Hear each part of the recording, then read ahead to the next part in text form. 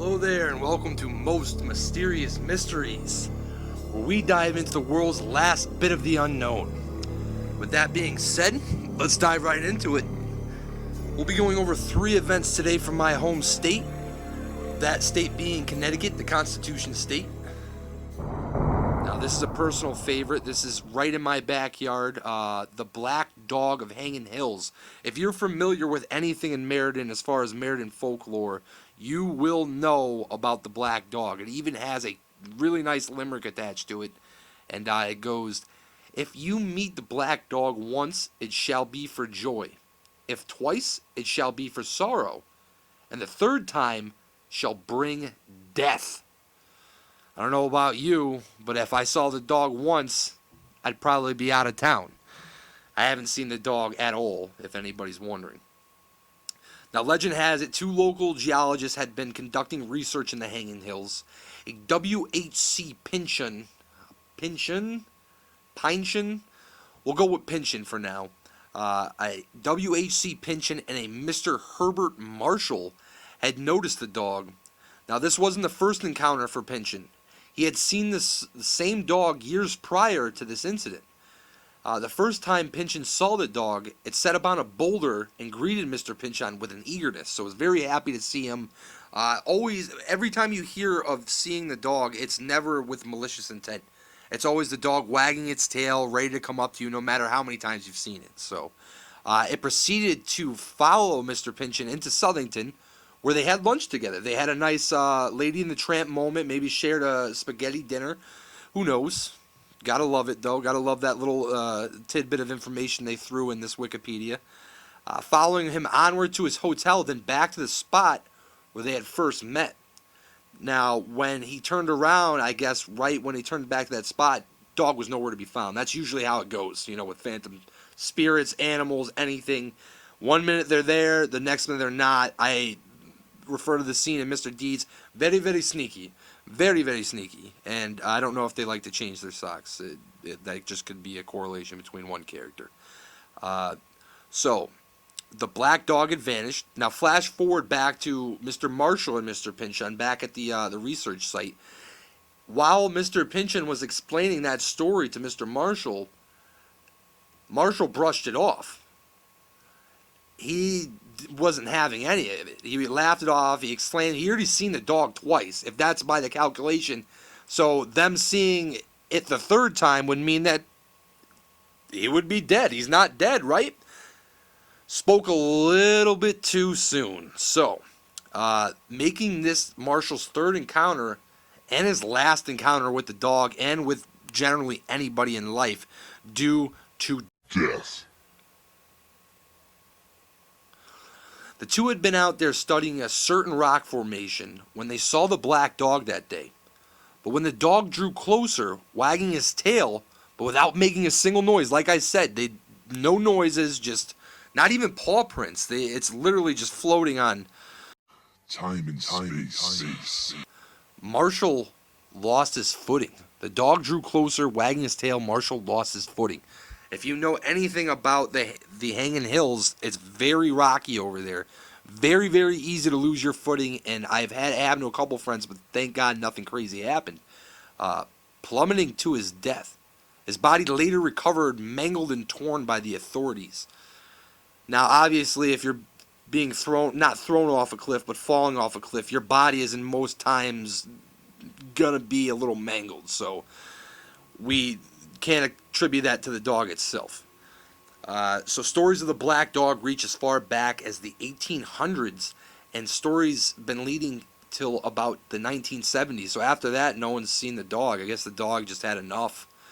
Probably got tired of people dying every time he wagged his tail. He just wanted a friend. I feel like the dog just wanted a friend. I want a friend too, dog. If you're listening, I hope you do good with cats, because I got a cat.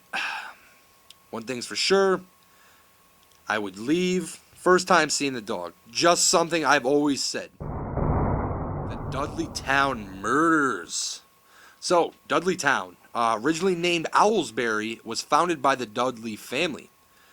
And it was surrounded by a heavily wooded terrain, vast mountain tops, and the wooded area of Dudley Town rarely saw sunlight. So to put it this way, they said it would be dark by noontime in the winter months. So you're thinking October, November, December, January, probably parts of February. February sucks in Connecticut. I'm not going to lie to you. It's hit or miss. And not to mention, I'm not saying February. I love everything about February, things that happen in February, but February got the raw deal with having such a short month. I feel like we should just make February longer. But weather-wise, yeah, February in New England, no good.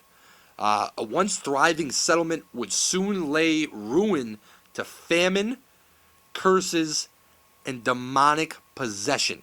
Okay, let's go. Let's go. Demonic possession, all too familiar. Being a Catholic. The settlers hailed from England in search of hope and new opportunity in the form of the iron industry. So Dudley Town would supply timber to the neighboring Litchfield County and Cornwall iron furnaces. That's what they would use to heat their homes. Apparently. I don't know. I didn't live back then. Don't quote me on that.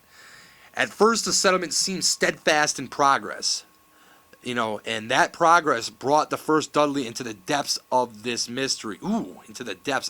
I wrote this, but it surprised me too. Literary genius. Just kidding.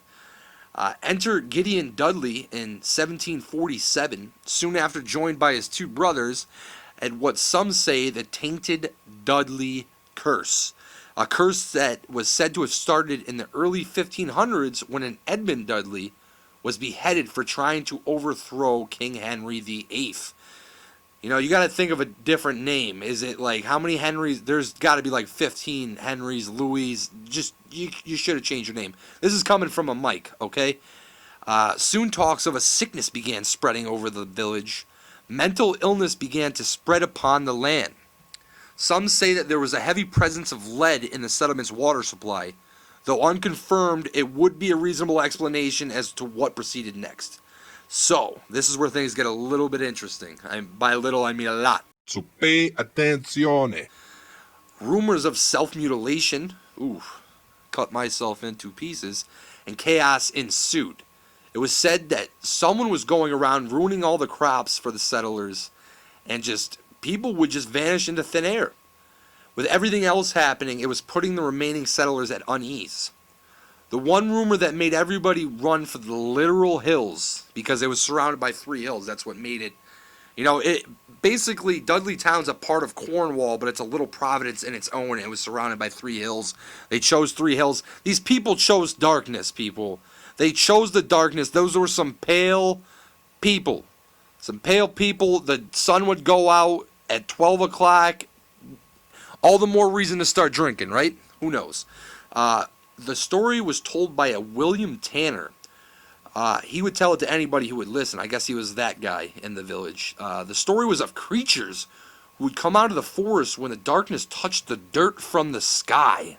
Very interesting analogy. I love that. Of beasts who would steal bodies right from their homes and were poisoning the drinking water the settlement grown accustomed to.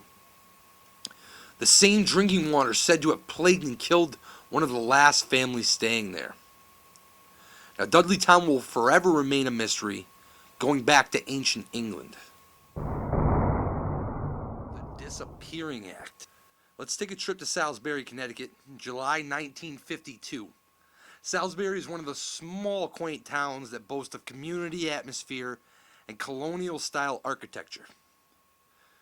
Which, if you know Connecticut, small salt-type box homes, great starter homes for military people coming home and trying to start a family. So you'll see a lot of those there, those type of colonial, small salt box homes. With that being said, that's where we meet up with 10-year-old Constance Christine Smith, and she suddenly vanishes. Now, I don't know why that is so hard for me to say. Constance Christine Smith. It's probably the 2 C's. Connie's last day started off with a literal bang when a group of girls decided they didn't like Connie and started a fight with her. So the fight got physical, resulting in Connie bloodying up her nose, and after the altercation, most of the other campers, they went to breakfast, which, if you went to summer camp, breakfast is the place to be. You get to find out what's going on. If you're going to be hanging out with the girl of your dreams, maybe going on a paddle boat adventure, or maybe you're going to be cleaning up Dookie. Who knows? So, I don't know what summer camp cleans up Dookie either, so don't really quote me on that. So, they suggested to go to breakfast, but she wanted to actually go down to the nurse's station to return the ice pack that she had gotten. So, unfortunately, though, this will be one of the last times Connie is heard from again. One of. The ice pack was found, though. It was placed neatly back on her bunk bed. So she went back to her bunk bed and just decided, all right, I'm going to take this. I'm going to put this there, but I'm not going to take anything else. I guess she just strode on off, and they speculated that she started to wander down something called a street called Indian Mountain Road, and that's in Route 44 in Connecticut, if you're familiar. She was said to have been seen picking daisies and asking for directions. We don't know where, but she was asking for directions. After that, no one reported seeing her Ever again. which leads the question, what happened to little Connie Smith? Some say she got lost in the woods. Others say an act of more Malicious intent. was involved. So it could be camp cover-ups. It could be serial killers. It could even be alien abductions, based on that year. There were a lot of questions. Let's go ahead and try to find the answers. Enter William Henry Redmond, a.k.a. the Carnival Trucking serial killer. He was a man suspected of killing 4 other girls starting in New York and ending his terror in Detroit, Michigan. Although Redmond was only convicted of 1 of the 5 murders, many speculate that Connie's disappearance was due to William Henry Redmond. The reason being is because of those 5 murders, most of those girls were of the same age as Connie. Others say extraterrestrial visitors may have had in hand in the disappearance of Constance Connie Smith. I think I said it good that time. Who knows? Perhaps due to the fact that just a few days after Connie went missing, reports of citizens spouted news of unidentified flying objects seen flying over Washington, D.C. Local air traffic control spotted several blips on their radar screens, having many locals wondering if these same sightings were in connection to the odd disappearance of the 10-year-old Connie Smith. It would have me wondering too, especially if there wasn't much talk of alien abductions, alien invasions, and then literally 3 days after that, you see something. It's still on the East Coast, a little bit further away, but you see talks of extraterrestrials and UFOs.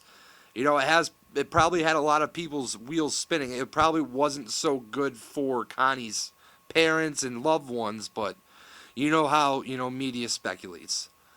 Some other mentions, foul play by the summer camp, which not too credible, saying that the supervisors of the camp are covering up for a fight gone wrong. Now, whatever the case may be, we still don't have answers for Connie's family.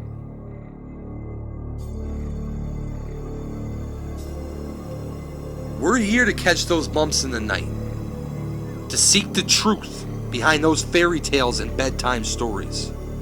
So please, won't you join us again for another episode of Most Mysterious Mysteries?